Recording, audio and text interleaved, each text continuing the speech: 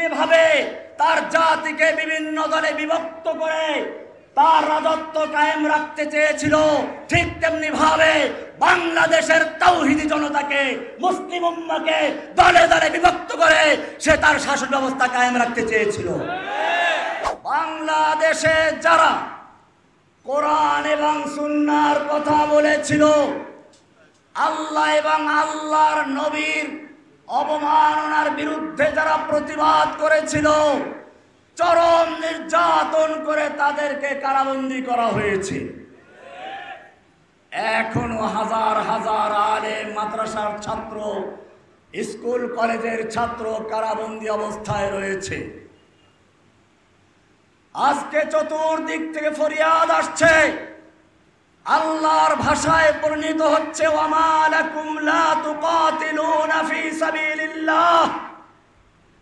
হে মুসলিম যুবকেরা, তোমাদের কি হলো? লা তুকাতিলুনা ফি সাবিলিল্লাহ, তোমরা আল্লাহর রাস্তায় লড়াই করছো না, যুদ্ধ করছো না। কাদের জন্য? ওয়াল মুস্তাদআফিনা মিনার রিজাল ওয়ান নিসা ওয়াল বিলদান, ওই সমস্ত অসহায় শিশু, নারী, পুরুষদের জন্য। الذين يقولون ربنا أخرجنا من هذه القرية الظالم أهلها, যারা ফরিয়াদ করে বলছে, হে রব্বুল আলামিন, তুমি আমাদেরকে এই জালিম অধ্যুষিত জনপদ থেকে রক্ষা করো। ওয়াজআল লানা মিন লাদুনকা ওয়ালিয়া, আমাদের জন্য দাও তোমার পক্ষ থেকে ন্যায়নিষ্ঠবান নেতা, ওলি। ওয়াজআল লানা মিন লাদুনকা নাসীরা, তোমার পক্ষ থেকে দাও আমাদের জন্য সাহায্যকারী। এই ফরিয়াদ ধ্বনিত হচ্ছে কাশ্মীর থেকে, এই ফরিয়াদ ধ্বনিত হচ্ছে আরাকান থেকে, এই ফরিয়াদ ধ্বনিত হচ্ছে উইঘুর মুসলিমদের পক্ষ থেকে, এই ফরিয়াদ ধ্বনিত হচ্ছে ফিলিস্তিনের মুসলিমদের পক্ষ থেকে, এই ফরিয়াদ ধ্বনিত হচ্ছে বাংলাদেশের 65টা কারাগার থেকে। আপনারা জানেন, এই বাংলাদেশের বুকে একটা ফেরাউনকে পাঠানো হয়েছিল ভারত থেকে লালন পালন করে, দীর্ঘ সময় প্রশিক্ষণ দিয়ে তাকে পাঠানো হয়েছিল বাংলাদেশ থেকে ইসলাম এবং মুসলিমদের নাম নিশানা মুছে ফেলার জন্য। সেজন্য প্রথমেই এসে কুকুরের মাথায় টুপি পরিয়েছিল এদেশের লক্ষ লক্ষ আলেমদের ওস্তাদ, ওস্তাদুল আসাতিজা শাইখুল হাদিস আল্লামা আজিজুল হক সাহেবকে জেলে পুরিয়েছিল। এরপরে এ পর্যন্ত ক্ষান্ত হয়নি, ইসলামী তাহজিব তামাদ্দুনকে ধ্বংস করার জন্য ভারতীয় সিনেমা, ভারতীয় নাস্তিক মুরতাদদের গান বাজনা, হিন্দি গান, হিন্দি সিনেমা এবং উদিচির নামে, ছায়ানটের নামে বিভিন্ন ভাবে এদেশের ইসলামিক কালচারকে ধ্বংস করে ভুতুম পেচার কালচার, পান্তাবাদের কালচার চালু করার মাধ্যমে ইসলামী তাহজিব তামাদ্দুনকে ধ্বংস করার পায়ে তারা করা হয়েছিল।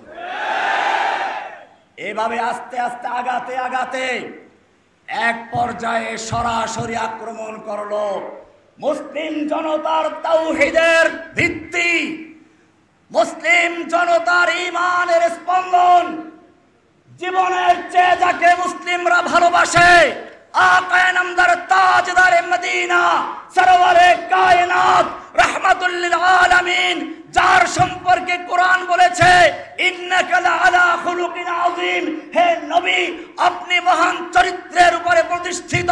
সেই নবীর চরিত্র নিয়ে, নবীর স্ত্রীদেরকে নিয়ে কলঙ্ক শুরু করেছিল, অপবাদ দেওয়া শুরু করেছিল, কটূক্তি করা শুরু ছিল। তখন দেশের তাওহীদ জনতা গর্জে উঠেছিল। আমি তখন একটা বই লিখেছিলাম, এই বইটা কোনো আমার লেখা নয়।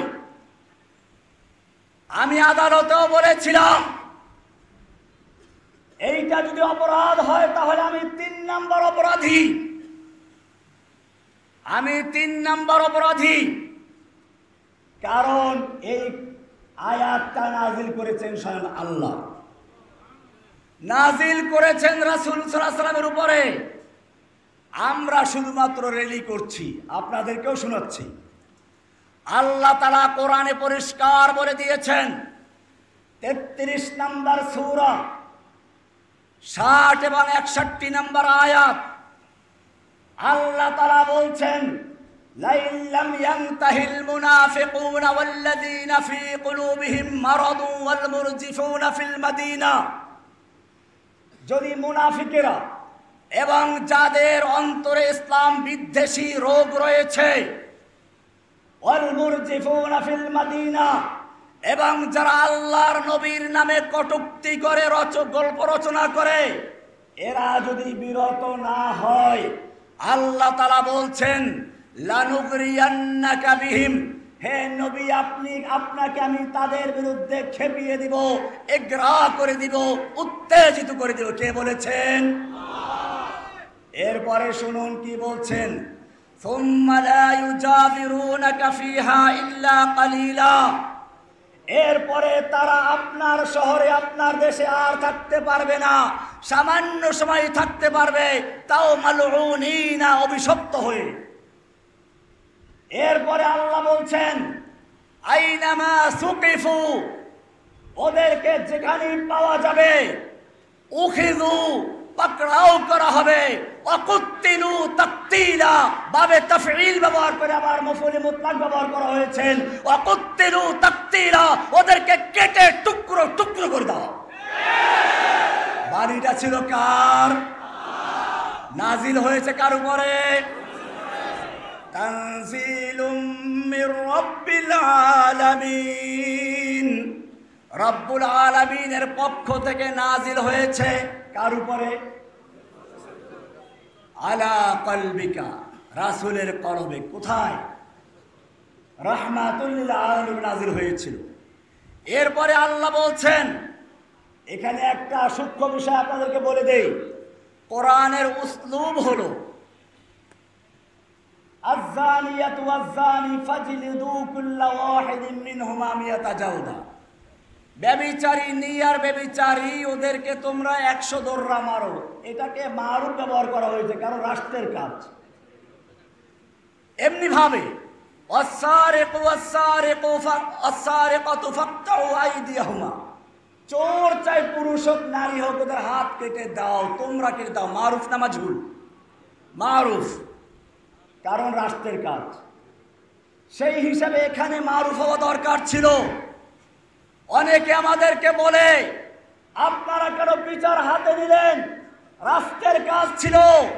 আমিও বলতে চাই, আমরা রাষ্ট্রকে বলেছিলাম, তোমার বাবার নামে যদি কেউ কটূক্তি করে, তার জন্য সাজা ঘোষণা করেছে। প্রথমবার করলে 14 বছর, দ্বিতীয়বার করলে যাবজ্জীবন। তোমার বাবার জন্য তুমি আইন করতেই পারো, আমাদের কোনো আপত্তি নেই। কিন্তু জেনে রাখো, তোমার কাছে তোমার বাবার যে মহব্বত ভালোবাসা রয়েছে, তোমার কাছে তোমার বাবার যে মূল্য রয়েছে, একজন মুসলিমের অন্তরে আল্লাহ এবং রাসূলের মহব্বত তার চেয়ে লক্ষ কোটি গুণ বেশি রয়েছে।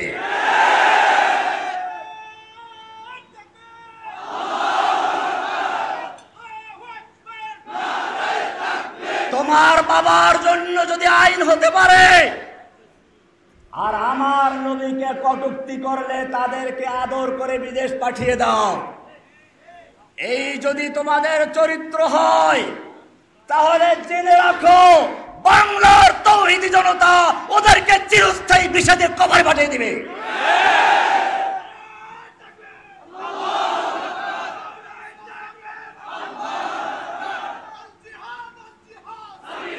ভাইয়েরা আমার, আল্লাহ তাআলা এরপরে বলছেন, সুন্নাতাল্লাহি, এটাই হচ্ছে আল্লাহর রীতি। ওয়ালান তাজিদা লিসুন্নাতিল্লাহি তাবদীলা, আল্লাহর এই সুন্নাতে কোনো পরিবর্তন পাবে না। তার মানে হচ্ছে আল্লাহর নবীর সে আগমন থেকে শুরু করে কিয়ামত পর্যন্ত এই আইন বলবৎ থাকবে। তবে আপনাদেরকে এখন আমরা বলছি, এখন আমাদের কর্মসূচি হচ্ছে, কেউ নিজের হাতে আইন তুলে নেবেন না, কারণ একটা প্রেক্ষাপট তৈরি হয়েছে। এখন আমাদের কাজ হবে কি শুনুন, আমরা ইঁদুর বাদর আর মারবো না, মশা মেরে হাত নষ্ট করব না।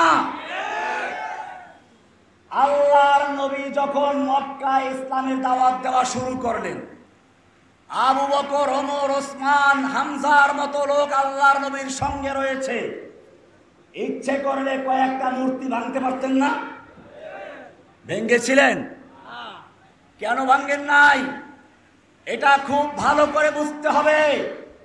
কারণ যদি ওই সময় কয়েকটা মূর্তি ভাঙতেন, ওরা আবার বানিয়ে নিতে, এতে কিছু এসে যেত না। তাই আল্লাহর নবী ওই সময় মূর্তি ভাঙ্গার ক্ষমতা থাকা সত্ত্বেও মূর্তি না ভেঙ্গে তিনি কর্মসূচি নিলেন, মানুষের মনের ভিতর থেকে মূর্তিগুলো ভেঙে চুরমার করতে হবে। এখন আমাদের কাজ সেটা। বাংলার জমিনে প্রত্যেকটা মানুষের অন্তর থেকে মূর্তির মোহাব্বতকে ত্যাগ করে, দেখেন নাই মূর্তি কেমনে ক্রেন লাগিয়ে টেনে তারপরে ভেঙে দিয়েছে। ইনশাআল্লাহ আমাদের এখন থেকে কাজ হবে, तौहीद की अमानत सीनों में है हमारे, आशा नहीं मिटाना नामो निशा हमारा। আমরা প্রতিটি মানুষের অন্তরে তাওহীদের বীজ বপন করব, তাওহীদের চেতনা তৈরি করব। ইনশাআল্লাহ সেই মুসলমানরা বাংলার রাস্তার মোড়ে মোড় থেকে সব মূর্তি নির্মূল করবে ইনশাআল্লাহ। আমরা বিজয় লাভ করার পরে মূর্তি ভাঙবো, এখন আর খুচরা মুচরা মূর্তি ভাঙবো না, এখন আর খুচরা মুচরা মাজার ভাঙবো না। ইনশাআল্লাহ 2030 সালে বাংলাদেশের সংসদে, বাংলাদেশের গণভবনে, বাংলাদেশের আদালতে ইসলামের কালেমা খচিত, লা ইলাহা ইল্লাল্লাহ খচিত পতাকা পথ করে উঠবে ইনশাআল্লাহ। তারপরে ইনশাআল্লাহ সবকিছু বিচার করবে ইনশাআল্লাহ।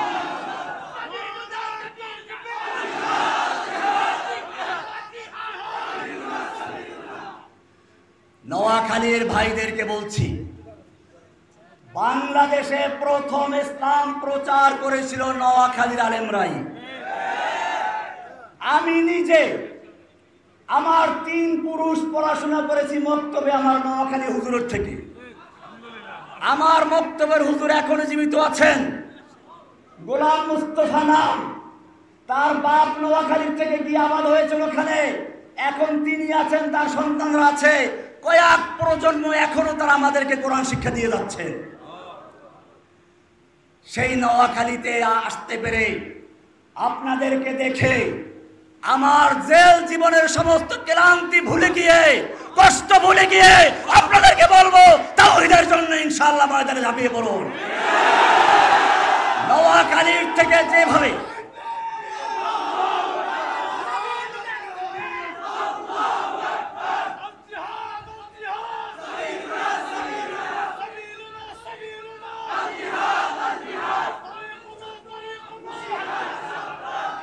নোয়াখালীর থেকে যেভাবে ইসলাম প্রচার শুরু হয়েছিল, আজকে নোয়াখালীর থেকে সেভাবে বাংলাদেশের রাজপথে, বাংলাদেশের সংসদে, বাংলাদেশের আদালতে, বাংলাদেশের গণভবনে, ব্যাংকে, সব জায়গায় ইসলাম বিজয়ী করার স্লোগান শুরু হলো ইনশাআল্লাহ।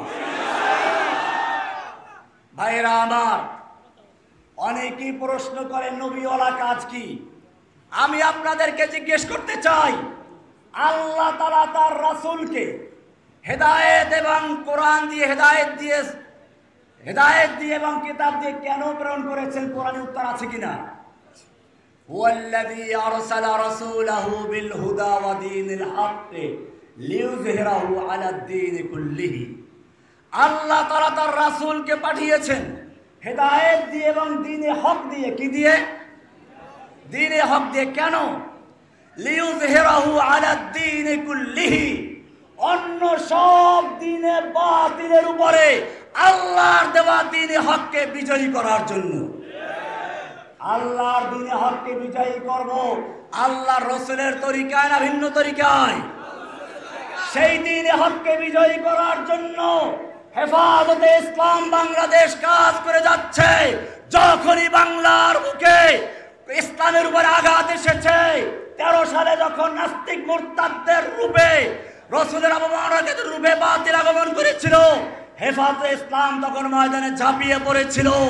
আবার যখন গুজরাটের কসাই বাবরি মসজিদ হত্যাকারী সেই খুনি নরেন্দ্র মোদী বাংলাদেশে আসার জন্য প্রোগ্রাম করা হয়েছিল, তখন ওই হেফাজতে ইসলামের ব্যানারে এদেশের তৌহিদি জনতা ময়দানে ঝাঁপিয়ে পড়েছিল। আজকে আমি জেলখানায় বসে চিন্তা করেছিলাম, আমি দেখেছি ইসলামের বিরুদ্ধে কি কি ষড়যন্ত্র হচ্ছে, আমাকে কি কি প্রস্তাব করা হয়েছিল। আমি তখনই সিদ্ধান্ত নিয়েছিলাম, আমার যুবক ভাইদেরকে বলবো, স্কুলের কলেজের ইউনিভার্সিটির যে সমস্ত ছাত্র ভাইয়েরা আমাকে ভালোবাসো, তোমরা হয়তো মনে করতে পারো রহমানী জেল থেকে বের হয়ে নরম হয়ে গেছে।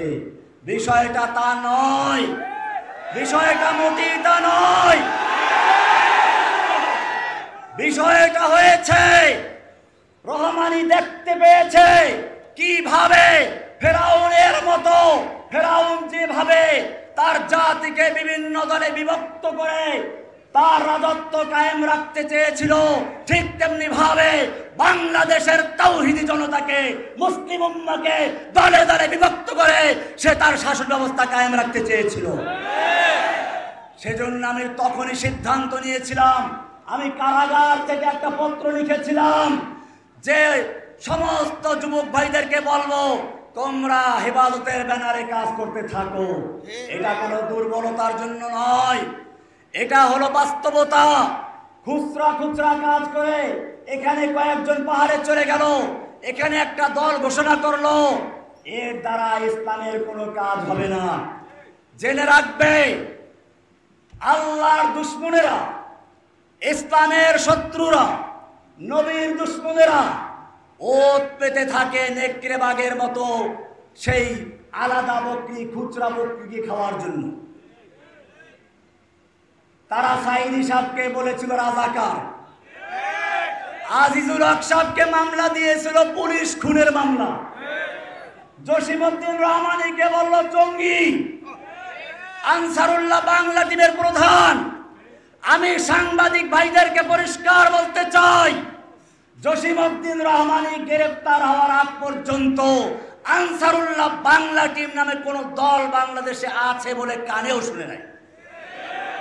আমি আদালতে চ্যালেঞ্জ করেছিলাম, বলগার রাজীব হায়দার হত্যা মামলার রায়ের ভিতরে পড়ে দেখো, সেখানে পরিষ্কার লেখা আছে এই আসামি জসিমউদ্দিন রহমানীকে আনসারুল্লাহ বাংলা টিমের প্রধান, গুরু, আধ্যাত্মিক নেতা বলা হলেও রাষ্ট্রপক্ষ প্রমাণ করতে সম্পূর্ণ ব্যর্থ হয়েছে। এটা বিচারকের পর্যবেক্ষণে লেখা রয়েছে।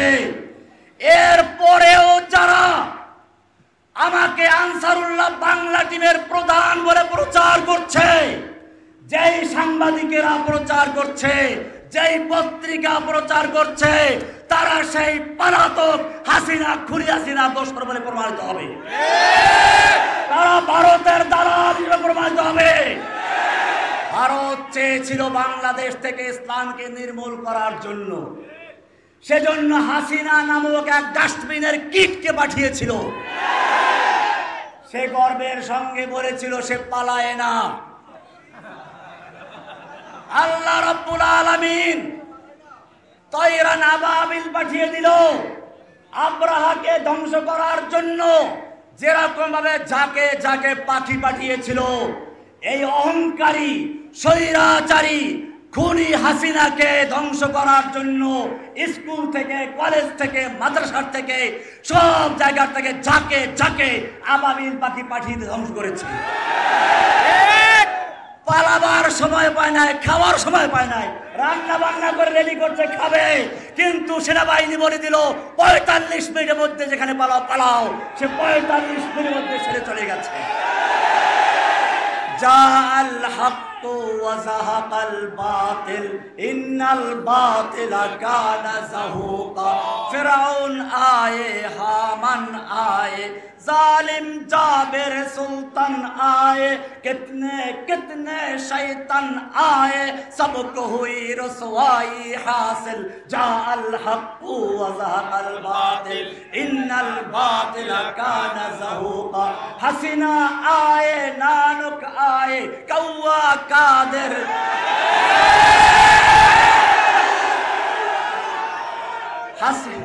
हसीना आए नानुक आए कौवा कादिर आनिस आए कामल आए नौफल आए कितने कितने शैतान आए सबको हुई रसवाई हासिल जाअल हक़ व ज़हक़ल बातिल इन्नल बातिल कान ज़हूक़ा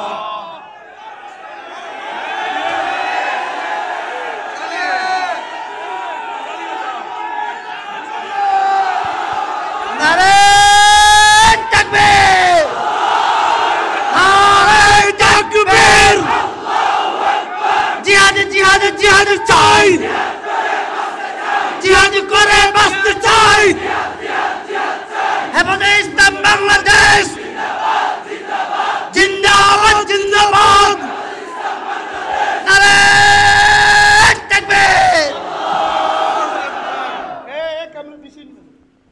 হয়তো খেলাফত হয়তো শাহাদাত নয়তো শাহাদাত হয়তো খেলাফত নয়তো শাহাদাত হয়তো খেলাফত নয়তো শাহাদাত ভাইরা আমার মনে রাখতে হবে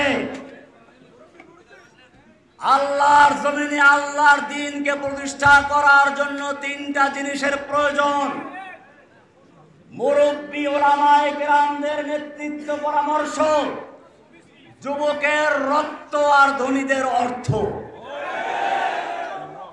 আমি সমস্ত ওলামায়ে কেরামদের মুরব্বীদেরকে বলছি আপনারা ময়দানে ঝাঁপিয়ে পড়ুন ইনশাআল্লাহ জসিমউদ্দিন রহমানী জেল থেকে মুক্ত হয়ে সরাসরি আমিরে হেফাজত আল্লামা মুহিবুল্লাহ বাবুরনগরী হাফেজাহুল্লাহর কাছে গিয়ে বলেছিল যে আমি আপনার খাদেম রূপে কাজ করতে আগ্রহী।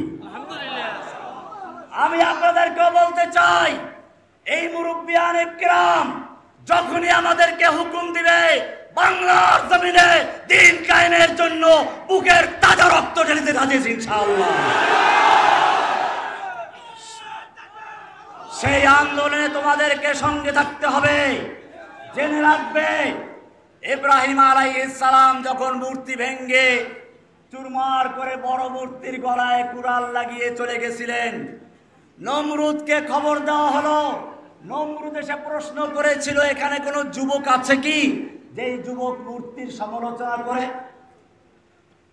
তখন লোকেরা বলল হ্যাঁ হ্যাঁ সামি'না ফাতান ইয়াযকুরুহুম ইউকালু লাহু ইব্রাহিম। একজন যুবক আছে, যুবক ফাতান যুবক আছে যে মূর্তিগুলোর সমালোচনা করে, তাকে বলা হয় ইব্রাহিম। কেন যুবকের প্রশ্ন আসলো?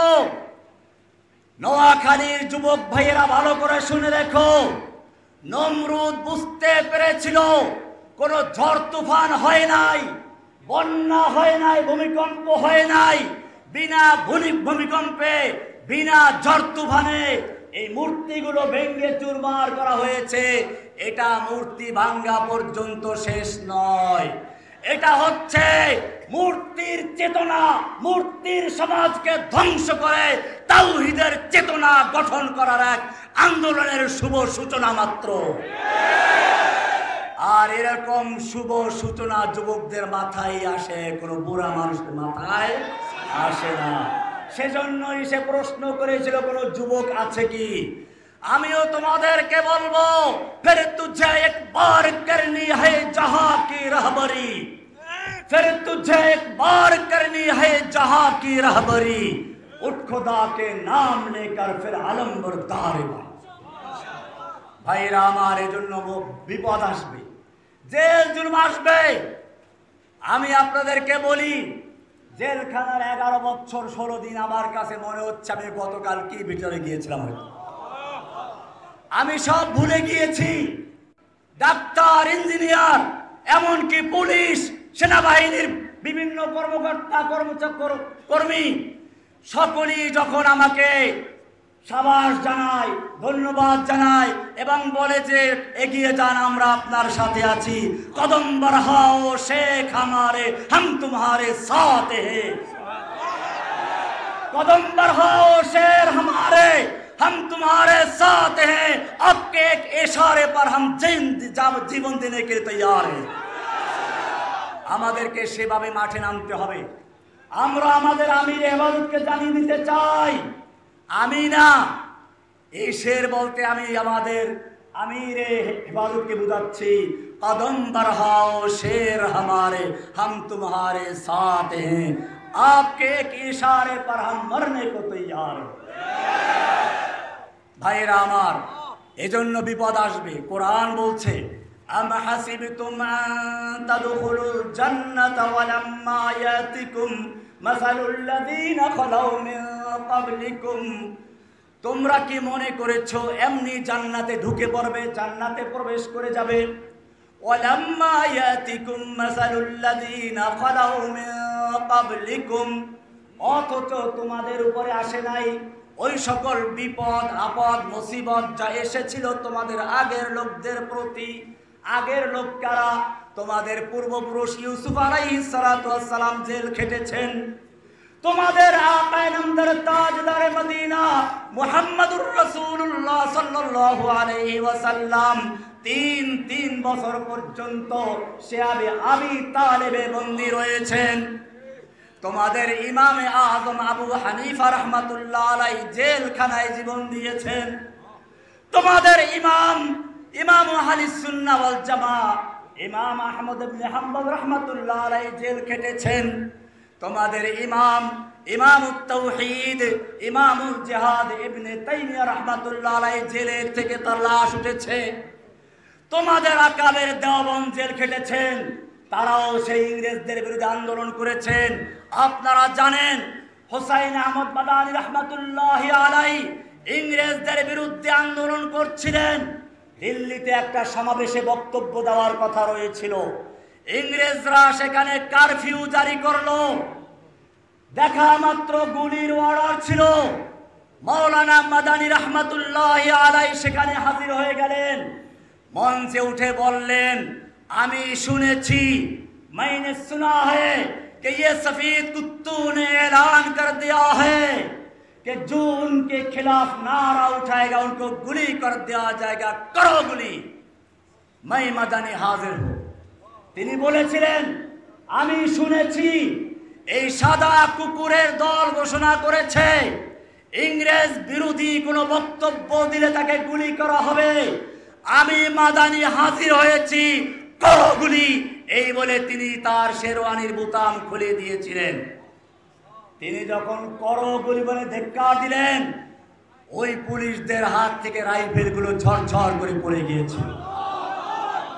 তিনি 2 ঘন্টা পর্যন্ত বক্তব্য দিয়েছিলেন।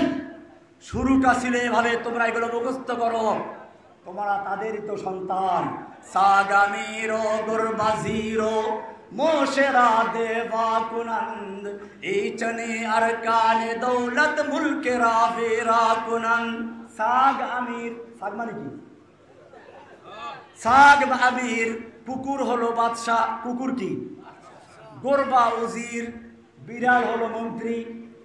মোষ মানে কি? ইঁদুর, ইঁদুর ফার্সি। মোশেরা দেবা কুনন্দ, আর ইঁদুর হচ্ছে এমপি, কুকুর হচ্ছে বাদশাহ, মন্ত্রী হলো বিড়াল, ইঁদুর হলো কি? ইচনে আরকানে দৌলত মুলকে রাবেরা কুনন্দ। এই ধরনের রাজ শাসক গোষ্ঠী একটা দেশকে ধ্বংসই করতে পারে। কোনো পার্থক্য আছে বিগত সরকারের সাথে?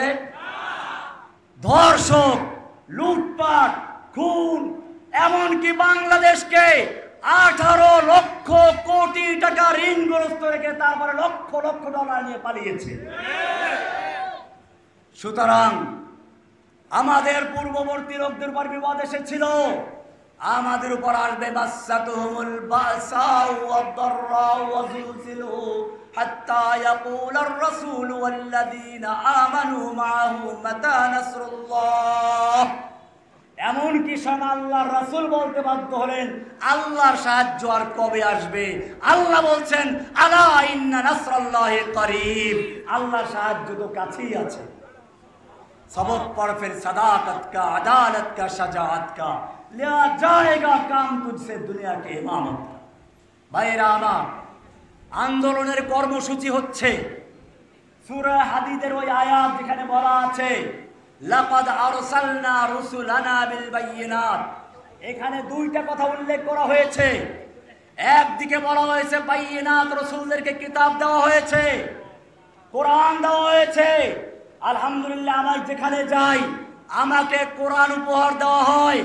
আমিও সিদ্ধান্ত নিয়েছি এই কোরআনের কথা বলবো, এই কোরআনের রাজ কায়েম করার জন্য যদি প্রয়োজন হয় জীবনের শেষ রক্তবিন্দু পর্যন্ত আল্লাহর দিনে কোরবান করতে রাজি আছি ইনশাআল্লাহ। আপনাদেরকেও সেই ময়দানে সাহায্য করার জন্য সহযোগী চাই।